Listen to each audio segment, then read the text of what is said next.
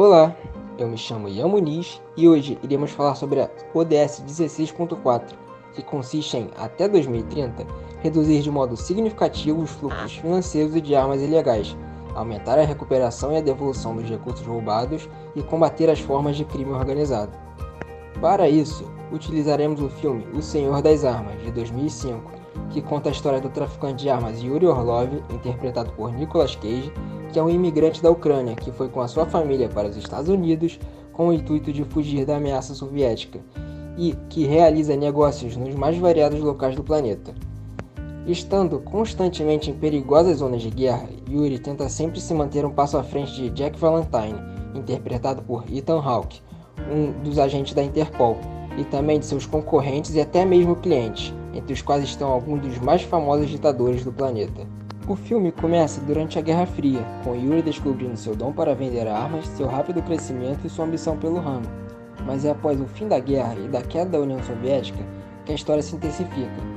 O personagem se torna uma peça-chave em grande parte das guerras da época, vendendo armas para todos os lados do mesmo conflito, com ênfase nos embates ocorridos na África, onde ele passa boa parte do filme. Inclusive, o personagem interpretado por Eamon Walker é baseado no ditador Charles Taylor, presidente da Libéria de 1997 a 2004, e é um dos principais nomes da sangrenta Guerra Civil de Serra Leoa, na década de 90, que no filme é chamado de André Batiste, e é o principal cliente de Yuri.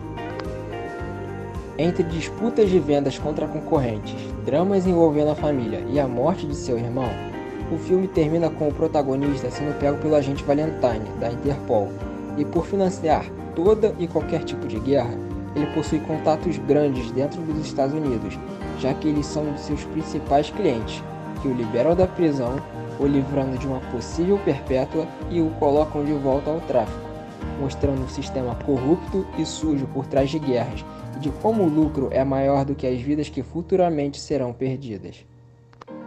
O filme retrata períodos históricos importantes que impactam diretamente na vida do protagonista, como após a dissolução da União Soviética, a Rússia cortou drasticamente seus gastos militares, o que no filme é retratado com Yuri vendendo boa parte do arsenal militar russo, de forma ilegal, com a ajuda de seu tio, que era um grande oficial soviético, chamando mais ainda a atenção da Interpol. Bom, após isso, vamos às explicações.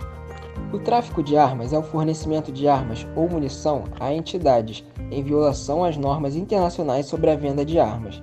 Sua definição ainda não está clara. Muitas vendas de armas são feitas no mercado negro de armamentos e, segundo as Nações Unidas, o tráfico de armas é a terceira maior atividade criminosa no mundo, atrás do narcotráfico e do tráfico humano.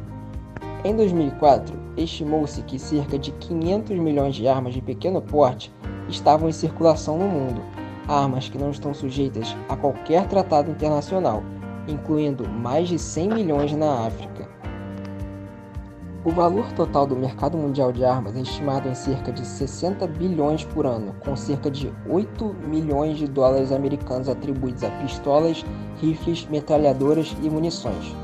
O total do comércio ilegal de armas é mais difícil de estimar, mas o mercado das armas ligeiras ilícitas foi estimado em de 10 a 20% do total do comércio mundial de armas. O que pouco se menciona é que a maioria das armas de alta potência que fortalecem o crime organizado no Brasil, como os fuzis AK-47 e AR-15, não vêm dos pontos conflituosos mais próximos das fronteiras do Brasil, ou seja, não vêm da Venezuela, tampouco das Forças Armadas Revolucionárias da Colômbia, mas dos Estados Unidos.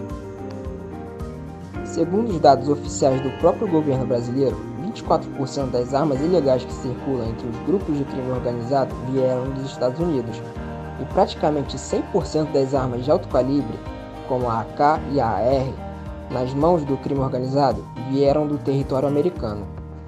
Em operações de apreensão foram encontradas armas de fabricantes e importadoras como a Safety Harbor Firearms, com sede na Flórida, e a Golden State Arms Distributors, entre outras. De acordo com informações compartilhadas por funcionários do governo brasileiro, assim como informações que obtive de registros criminais abertos nos Estados Unidos, o tráfico de armas dos Estados Unidos para a América do Sul ocorre com facilidade. Além de ser um negócio muito rentável, Um rifle como o AR-15, que a Safety Harbor vende em seu site por um valor de 700 a 1.200 dólares, é negociado no mercado negro brasileiro por 15 mil a 20 mil dólares. Segundo as estatísticas, foram retiradas 10.243 armas de circulação pelos agentes da PRF nos últimos 5 anos. Somente em 2019 foram apreendidas 1.035 peças. Em 2017, houve a maior quantidade de equipamentos confiscados, 2.036 peças. Um levantamento com informações oficiais do governo federal revelou que a Polícia Rodoviária Federal apreendeu cerca de 700 mil armas e munições desde 2014 até setembro de 2019. Os dados foram obtidos por meio da Lei de Acesso à Informação. Em um estudo de 2019, nos Estados Unidos, a maioria dos crimes cometidos com armas se deu com itens adquiridos através do mercado negro e não legalmente. Utilizando dados de 2016 sobre os detentos, ficou demonstrado que em torno de 21% dos presos portavam e possuíam uma arma de fogo no momento do crime, e foram um total de 287.400 prisioneiros, e desses, cerca de 43% adquiriram um instrumento na rua ou no mercado negro. Falando agora sobre agentes, o principal ator no combate contra o tráfico é a Organização Internacional de Polícia Criminal, mundialmente conhecida pelo seu acrônimo Interpol, que facilita a cooperação mundial policial e o controle de crime.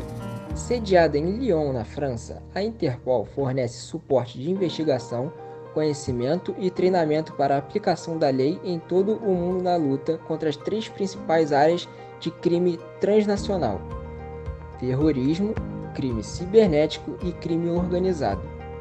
Seu amplo mandato abrange praticamente todo tipo de crime, incluindo crimes contra a humanidade, pornografia infantil, tráfico e produção de drogas, corrupção política, violação de direitos autorais e crimes do colarinho branco. A agência também ajuda a coordenar a cooperação entre as instituições policiais do mundo por meio de bancos de dados criminais e redes de comunicação. A Interpol é um pacto policial entre 199 países e é extraditória, ou seja, parte do trabalho dela é encaminhar o criminoso ao país que o procura, para que ele responda pelos crimes lá. Cada um financia e designa parte de sua Polícia Federal para representar a Interpol localmente. Relacionando tudo o que foi visto com a nossa matéria, nós temos a diplomacia como principal exemplo. Ela é um instrumento de política externa para o estabelecimento e desenvolvimento dos contatos pacíficos entre os governos de diferentes estados, pelo emprego de intermediários mutuamente reconhecidos pelas respectivas partes. Geralmente é empreendida por intermédio de diplomatas de carreira e envolve assuntos de guerra e paz, comércio exterior, promoção cultural, coordenação em organizações internacionais e outras organizações. Bom, nós, alunos de Relações Internacionais, somos os diplomatas. Somos responsáveis pelas intermediações quando situações envolvendo o tráfico entre 2 ou mais países acontecem. Cada governo pode aplicar suas próprias leis a quem comete um crime em seu território, mesmo que a pessoa seja estrangeira.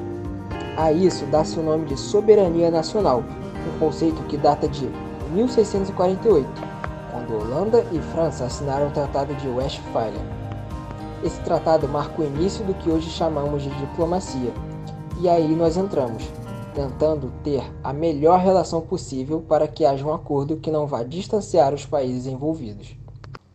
Os pedidos e os acordos são julgados com base na reciprocidade de tratamento, ou seja, um país só acata pedidos de extradição de países que agiram da mesma forma em situação parecida. Mas nem sempre é assim que funciona. Na prática, a decisão final vai depender da força econômica e da influência de um país sobre o outro. Bom, este foi o meu trabalho. Agradeço pela oportunidade de ter feito e eu espero que tenham gostado. Até mais.